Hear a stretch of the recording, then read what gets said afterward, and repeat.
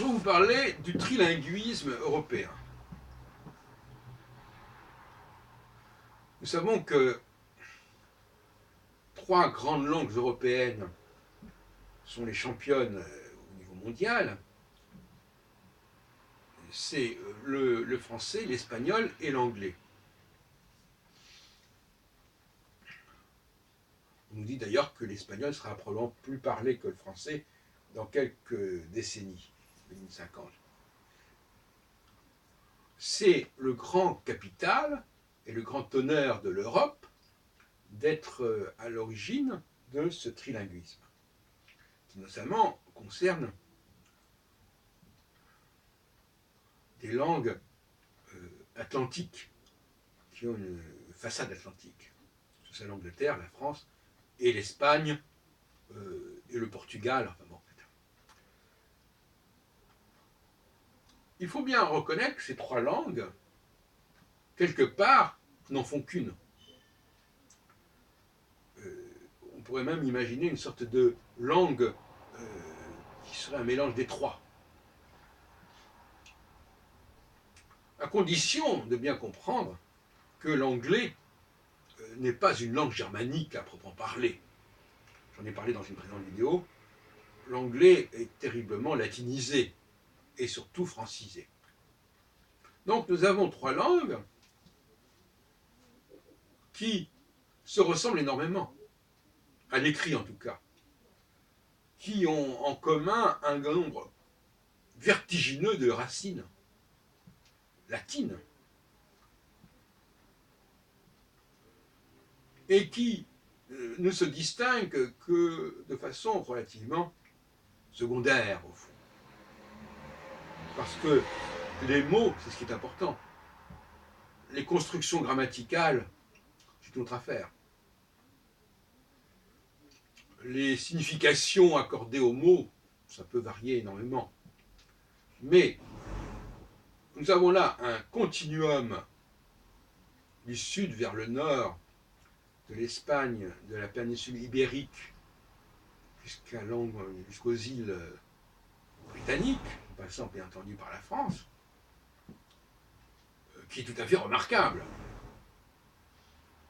Et je crois qu'il est important de créer un institut qui s'occupe des relations entre ces trois langues, au niveau sémantique, linguistique, etc., et qui soit prise en compte évidemment au niveau européen.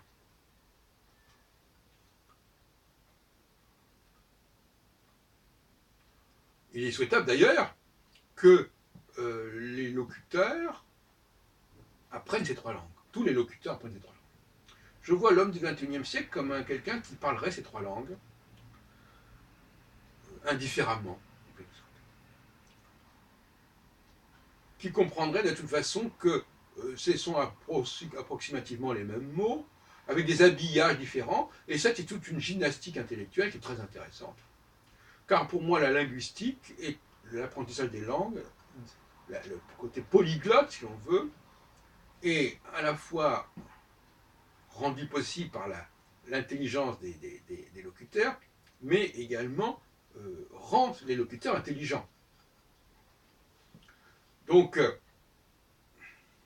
on peut travailler énormément sur ces relations entre l'espagnol, le français et l'anglais, sur le plan grammatical, sur le plan lexical, sur le plan sémantique, etc. Alors c'est quoi? C'est anglais, français, espagnol. On pourrait se trouver un cycle, on a trouvé les BRICS, un cycle qui rassemblerait ces trois langues, Spanish, French and English, par exemple. SFE, on pourrait imaginer tout ce qu'on veut. Et ces trois langues constituent un pool, un cartel en quelque sorte, qui a une vocation économique. Vous savez que je relie très fortement l'économie à la linguistique. Ces langues sont parlées, elles sont parlées en dehors de l'Europe, très largement en dehors de l'Europe. Et il est normal qu'elles produisent des royalties pour l'Europe. De même que le Moyen-Orient produit du pétrole, qui n'est pas vraiment le résultat de sa culture, a fortiori, l'Europe atlantique, produit des mots, produit du langage. Je ne parle même pas de la littérature, bien entendu, considérable qui est liée à ces trois langues, ça va de soi. Produit un langage. N'oublions pas aussi que la musique classique est essentiellement aussi une production européenne. La musique classique, on appelle la musique classique. Donc, il y a un enjeu économique dans la diffusion de la musique européenne, de la diffusion des trois langues européennes, en dehors de l'Union européenne. Et si on peut... Moi, j'ai proposé à une époque, bien sûr, que la France assume cela pour ses propres mots, mais on pourrait peut-être trouver une sorte d'alliance plus puissante, plus incontournable, en combinant ces trois langues et donc les trois capitales que sont Madrid, Paris et Londres. Et ça va un peu dans le même sens que ce que disait Jacques Attali dans certains travaux, à savoir que l'Union européenne et ces pays et ces trois langues ne peuvent pas, ça fait partie du capital de l'Union européenne. Ça fait partie du capital de la France, de l'Angleterre et de l'Espagne. Et il n'y a aucune raison qu'elles ne jouent pas là-dessus. Et elles n'ont de ce fait-là pas le même statut que les autres pays de l'Union européenne. Elles ont d'autres atouts à jouer, culturellement, mais aussi économiquement. Et d'une certaine manière, ces atouts, ils peuvent ne pas être bien compris par le reste de l'Union européenne. Donc il y a effectivement un problème de Brexit là, qui serait au niveau non plus simplement des îles britanniques, mais au niveau de cette façade atlantique qui engloberait la péninsule ibérique, la France, l'Angleterre, les îles britanniques, et même éventuellement le Benelux, avec la Belgique, et surtout les Pays-Bas, Néderlande, puisque la Belgique a donc le Congo belge, mais c'est encore que ça rentre dans la problématique francophone, et les Néerlandais ont également eu une certaine influence dans un certain nombre de pays, et encore actuellement en Afrique du Sud. Donc il faut leur rendre hommage à cette façade atlantique, englobant également le Benelux. Donc voyez-vous, c'est toute cette façade atlantique qui a une histoire, qui a une identité impériale, comme je dis, qui n'est pas la même que l'Allemagne, que l'Italie, que les pays de l'Europe centrale, etc., ni même que de la Russie. Pas de problème. Mais en tout cas, cet empire, cette triplice linguistique est fondamentale au niveau, et elle doit s'affirmer dans tous les domaines pédagogiques, didactiques, économiques, sémantiques et littéraires, etc., philosophiques. L'Allemagne ayant un rôle, à mon avis, pour l'Europe centrale, et c'est là que je vois un clivage entre d'un côté cette façade européenne et l'Allemagne.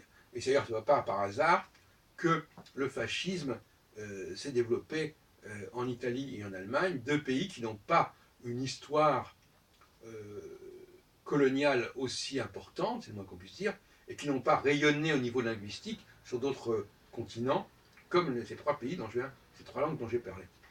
Et donc là, effectivement, la Seconde Guerre mondiale, quelque part, avec cet axe Berlin-Rome, a mis en évidence déjà, il y a déjà 70 ans, ou 80 ans, a mis en évidence ce clivage fondamental entre les pays coloniaux, les pays impérialistes d'un côté, et l'Europe centrale, l'Europe orientale, qui se trouve pris en tenaille, en quelque sorte, entre l'Allemagne et la Russie.